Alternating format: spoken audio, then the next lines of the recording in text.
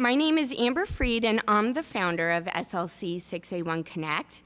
We have an exciting day planned, and I could not be more happy to see all of you. We have a lot of SLC families here today, and speaking on behalf of the families, we are so humbled by all of the doctors and scientists making time for us today and your dedication to our children.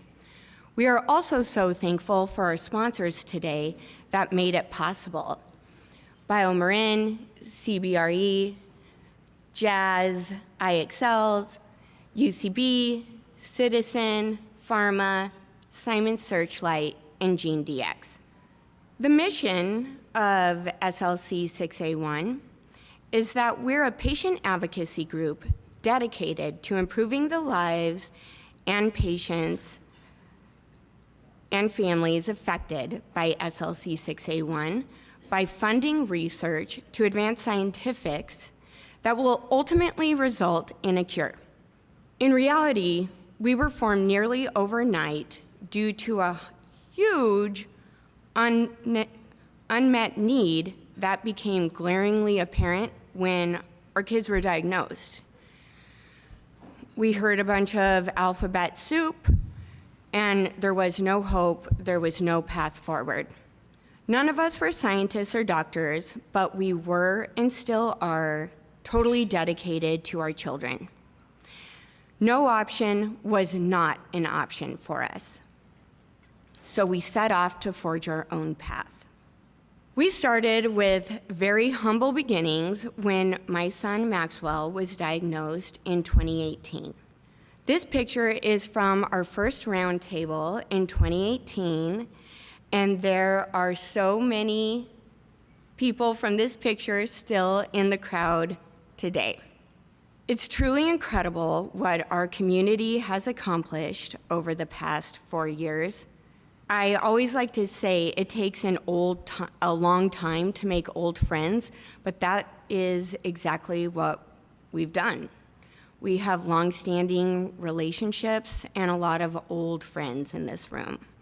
Now that we're more into the game, we have a lot of accomplishments. We're constantly fundraising. No matter what you need, one of us is probably selling it. If anybody would like an air freshener, some cookies, talk to me after. And through that, we've raised millions of dollars. Every single penny raised has gone directly to research. We have no employees. We DIY everything to save money. We handwrite all of our thank you notes to just express our sincere gratitude to our donors. In the spirit of DIY, some of you may remember the year I tried to make homemade mouse Christmas ornaments for the Zoom Christmas party. I still remember everybody screaming as they opened up their presents because the limbs had become detached during transit. So if we send out gifts again, they probably won't be DIY, but I still can kind of see how they look like mice. Oh, and the other thing is, well, Maxwell and Riley made them. And I'm like, they didn't. One thing I love to brag about us is that we're now the Amazon of rare disease.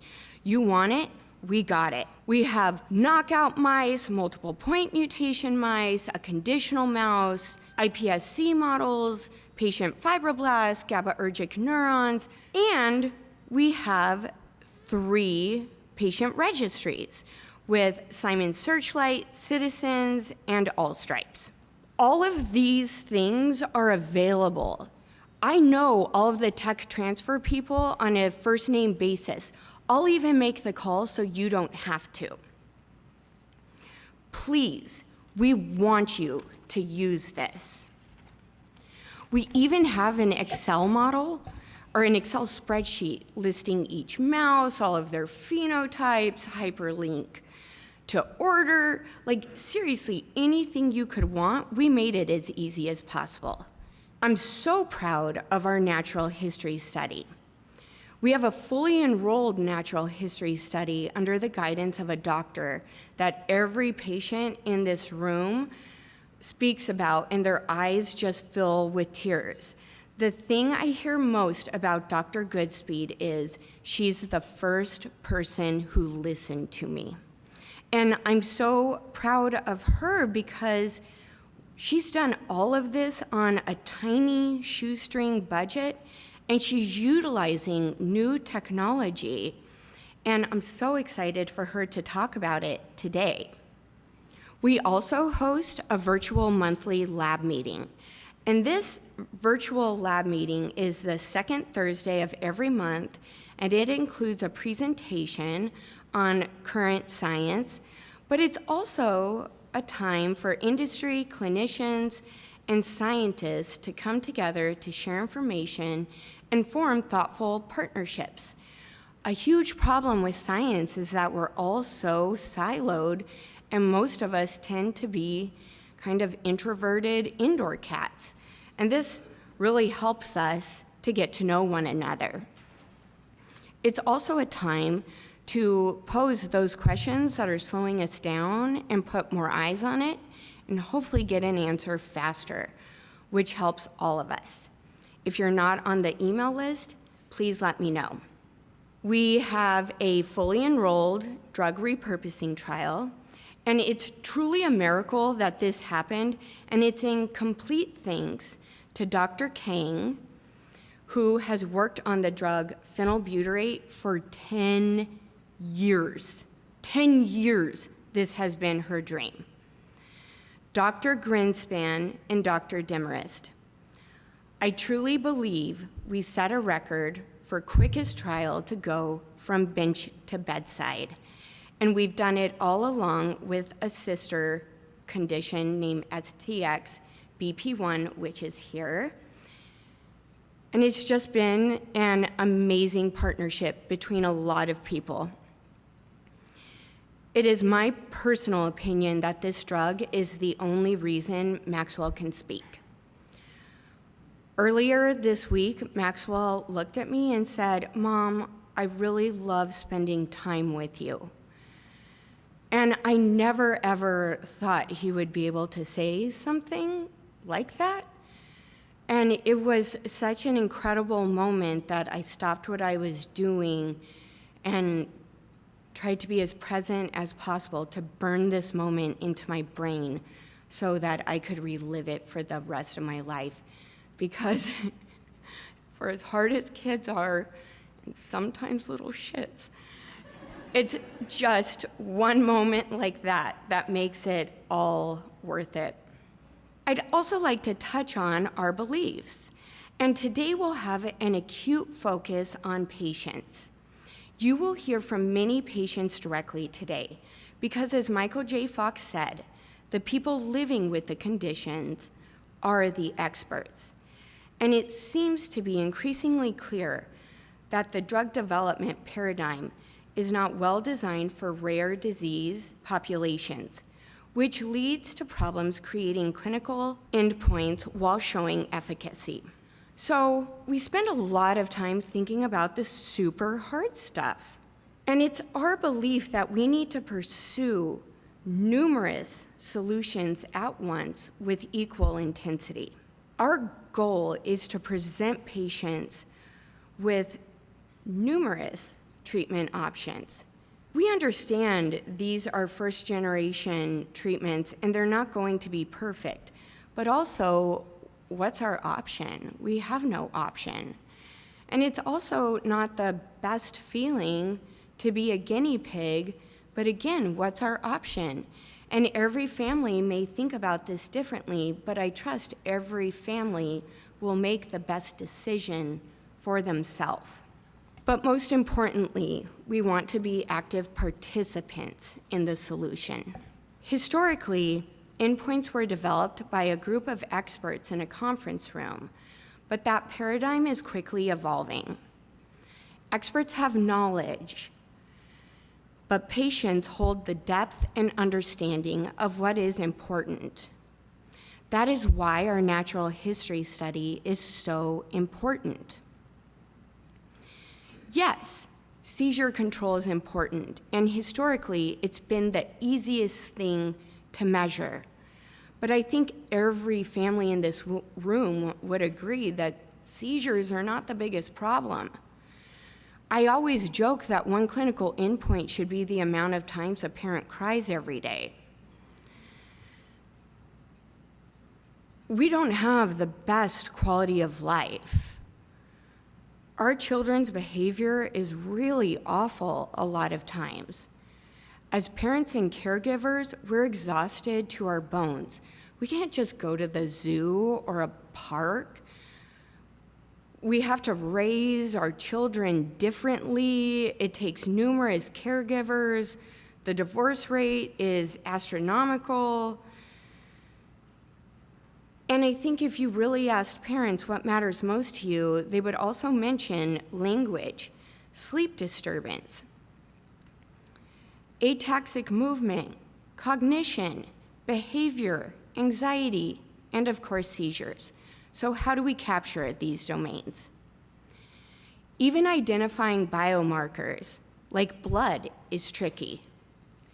It's reasonable to assume that the patient should improve, should a biomarker improve, but what if the symptoms do not? These problems are super complicated and way above my pay grade, but we spend a lot of time contemplating them. Endpoints are complicated for diseases like SLC6A1.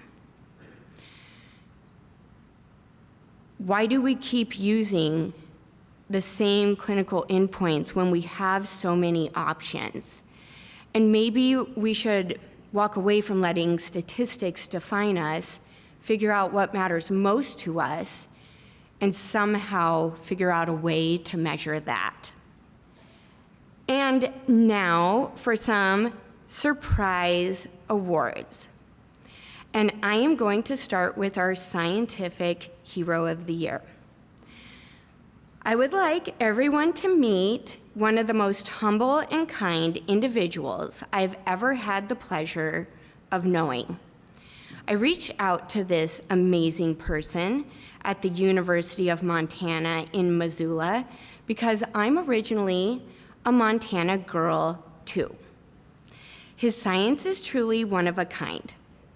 Nobody does exactly what he is doing, and we were stuck in a project.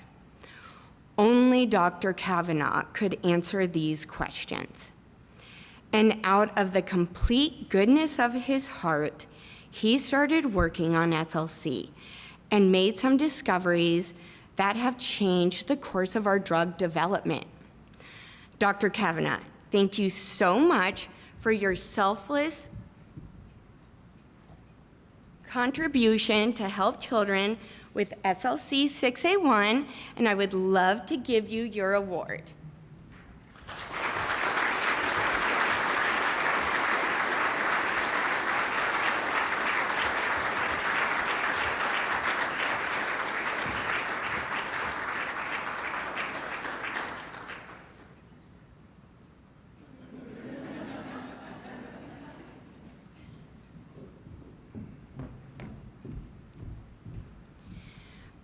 Okay, now for clinical. Imagine meeting a doctor that immediately puts you at ease, sincerely cares about all of his patients, and is incredibly intellectually curious. This unicorn exists. He lives in Manhattan, and he works at Cornell. Every single patient that has met Dr. Greenspan is one, excited their child is enrolled in an exciting clinical trial. And duh, of course, that's exciting. But they're also so excited because they say, oh my gosh, I just love Dr. Greenspan. I've never met somebody like him. He is the best. I'm like, oh my gosh, I know. Like, I would hang out with him all of the time. He is passionate, patient, He never forgets any details, even though he returns emails at 3 a.m., and he is able to move glaciers with his pinky. On behalf of our entire community, we truly adore you, Dr. Greenspan.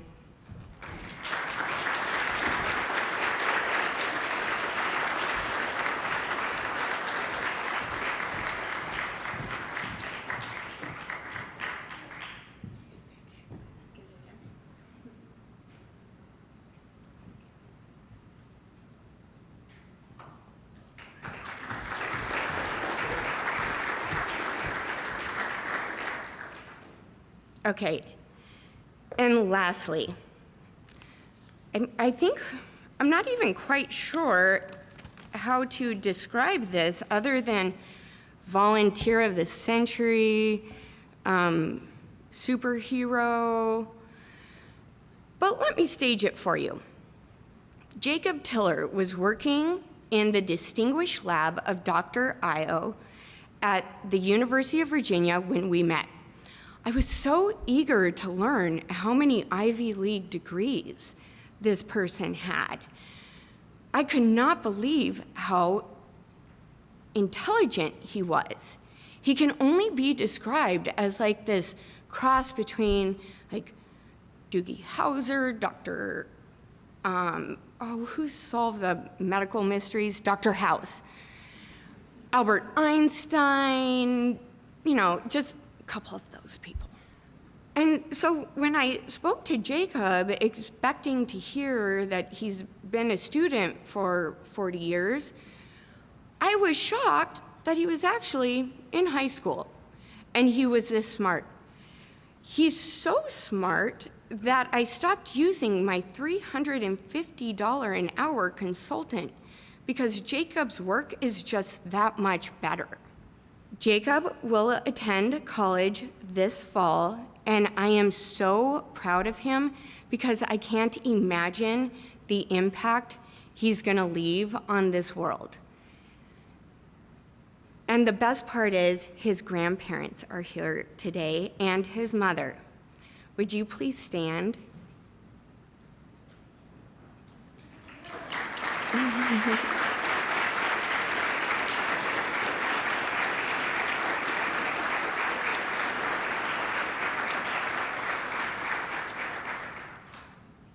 Jacob's family, thank you so much for raising a person like Jacob. You are a goal for everybody in this room, and I can imagine you just burst with pride. He is simply one of the most amazing people I have ever met, and I'm sure it started with you.